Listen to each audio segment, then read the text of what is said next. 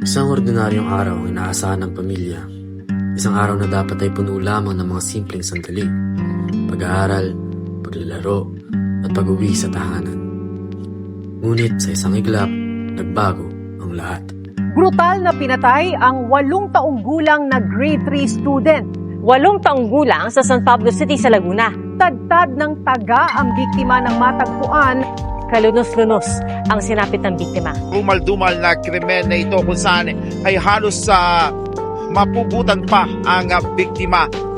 Putol ang mga daliri, tadtad ng saksak sa katawan, may hiwa sa tenga, leeg, tiyan, at sa ilang bahagi ng braso at kamay. Hindi naman po namin siya pwede patagalin dahil nga po doon sa estado po ng katawan niya.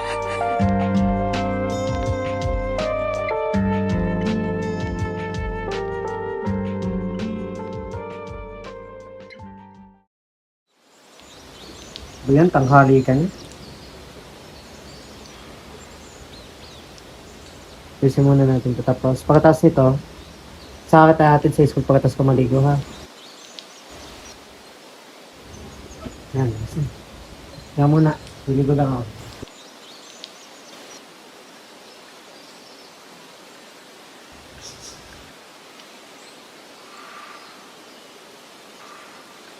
Johnny.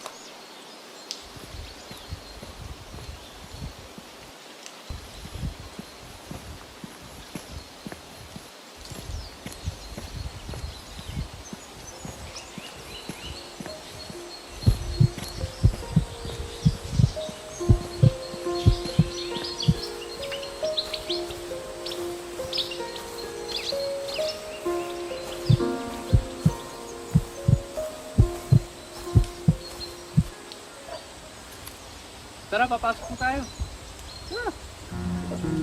Dito.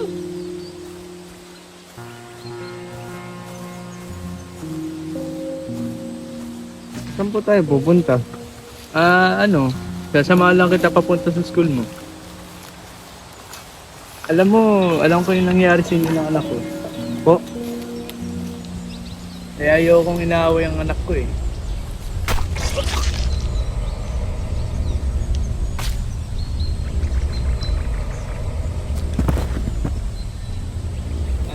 Yan. Huwag po. Hindi mo na masasaktan anak ko. Huwag po.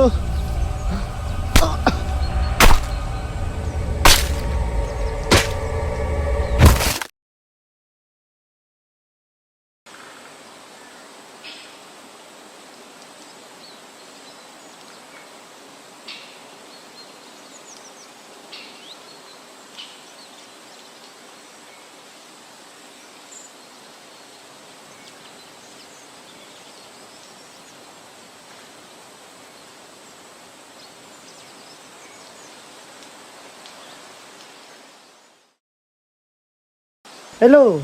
Wala raw. Wala pa raw dito sa school. Di yan ba sa bahay nakita nyo na? Wala pa rin. Sige, hanapin ko rito. Kayo diyan sa bahay.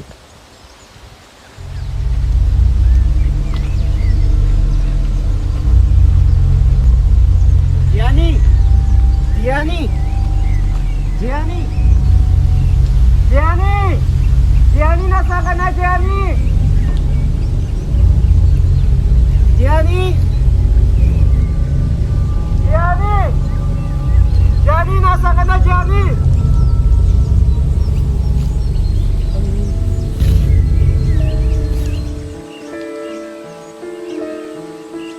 Gianni?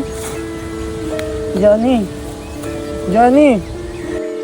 Gianni?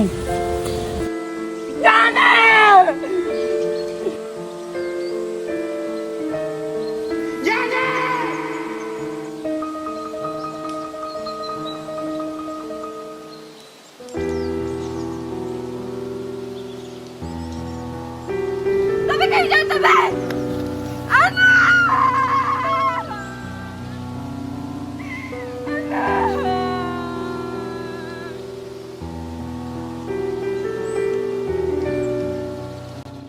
ako kasi nabigla ako eh. Sabi ko sa anak ko, na-text mo si Jay, yung kapatid, kung sinong nawala o sino yung namatay. Sabi yan eh. Kasi doon hindi ako makapaniwala, sabi nila. Lola, si Tutoy nga si Yan eh. Nabigla kasi nga ako, hindi ako makapaniwala ganun pangyayari eh. Lola, si Tutoy po. Na paano? Nakita mo patay.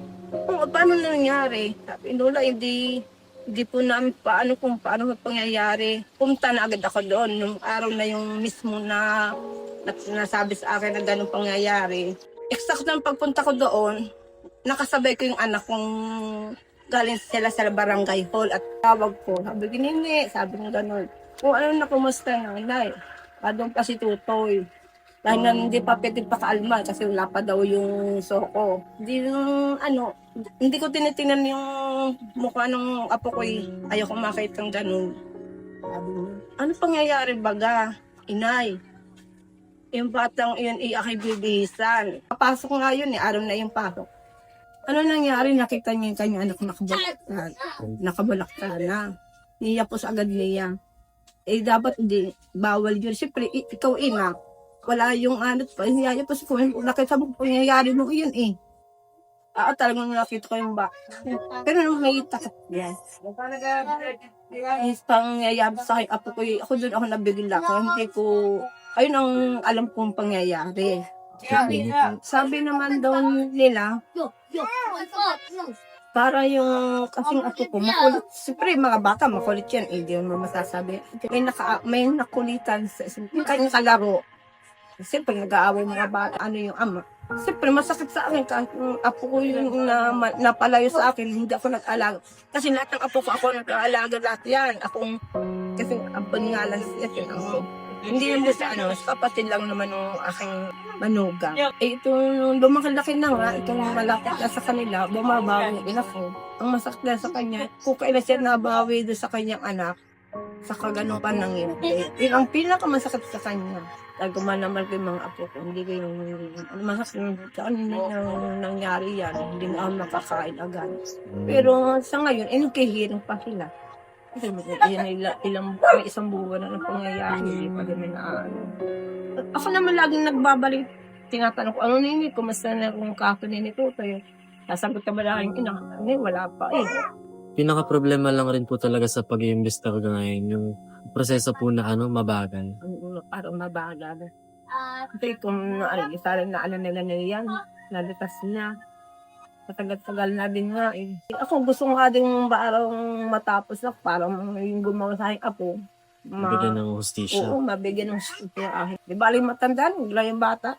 Sobrang ginawa doon sa aking apo. Kung naaalala ko nga, ako yung naaano pa nga doon. Nasakit pa sa aking kalooban. May lumalabas na may kasama, may manugang. Yung totoo pala, wala namang ano. Pero nung una, pangyayaring yun, yung suspect ay siyang una agad inano. Dalawa, siya pa rin. Nang inaano talaga nila. O hanggang ngayon, ayun pa din ang kaso ang inaano nila. Ang maano ko lang sana yung hindi naluluto sa agad na kaso, ay malugkat ng kasaman. Diba, mabigyan hustisya katulad ng aking apo.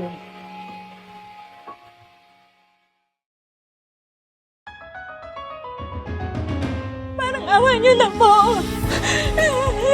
Nahihingi po kami ng tulong kay Attorney Persida po. Ako parang awa niyo na po. Tulungan niyo po kami.